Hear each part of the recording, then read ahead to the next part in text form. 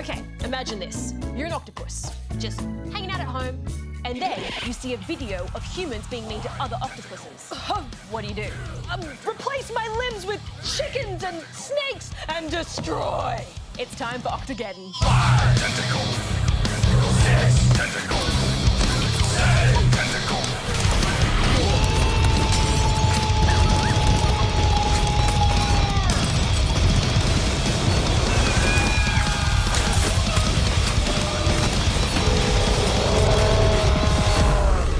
Octogeddon was developed by Yes All Good, a brand new studio formed by 3 people who previously worked on the smash hit game Plants vs. Zombies. Now, I love that game, and you can definitely see some similarities. Yeah, especially in the art style and humor. You play as an octopus who replaces their limbs with various mutations, such as a chicken head that shoots exploding eggs, or a porcupine that sprays quills, or a goldfish that just vomits money sometimes. I love how creative and quirky these are, and that you need to find DNA in order to create the different limb types. It's a nice touch that feels about as real as an octopus rampage can. Detail-oriented.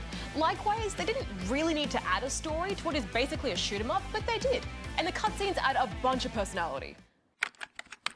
Ooh.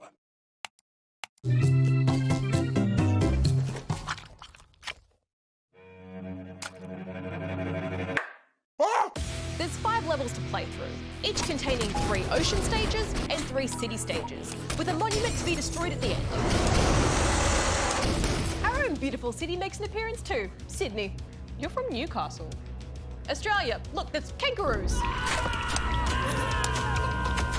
It's always cool to see Australia in a game, but I think I could have almost done away with the different worlds. It made it feel too grindy for me. The game has permadeath, meaning when you run out of lives, you lose all your upgrades and start from square one.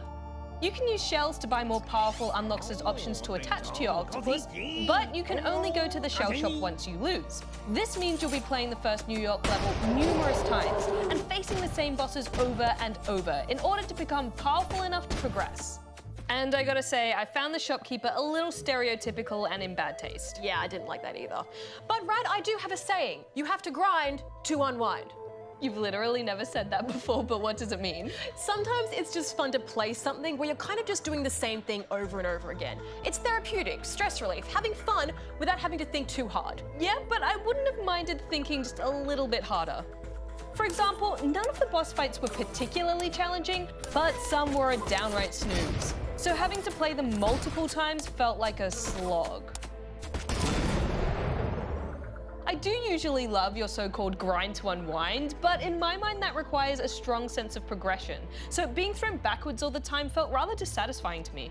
I do agree the grind is a bit uneven. I replayed the first 2 levels so many times. Then all of a sudden I had good enough gear to blast right through to the end. But I didn't mind, because to me this is a game that's all about replayability, something you jump into for a short session every now and then. Yeah, but I think it might have been better if it didn't feel as linear, and I felt like my success was mostly down to what limbs I had access to. There is a decent amount of strategy to which mutations you'll use and where to place them, and you'll need to spin with some skill to use them to maximum effect. But none of it matters if you simply don't have enough firepower. You do get some variety with the oceans and cities changing up the gameplay and giving you different things to consider. In the ocean, all of your tentacles are active and you spin left and right to control aim. In cities, you roll back and forth across the ground, meaning you can change your position and dodge. However, your bottom tentacles will be inactive as they're squished under your body. Oh, poor buddy. This also ups the ante with strategically picking what limbs should go where. Oh, I had so many times where I'd look and think, oh, I should not have put that limb there. Ah yes, limb regret, I know it well. Overall, Octogeddon is a great example of a simple, fun concept done really well. So I'm giving it 4 out of 5 rubber chickens. It's well-polished, super silly fun. I just wish that sense of progression flowed better. I'm giving it 3 out of 5 rubber chickens.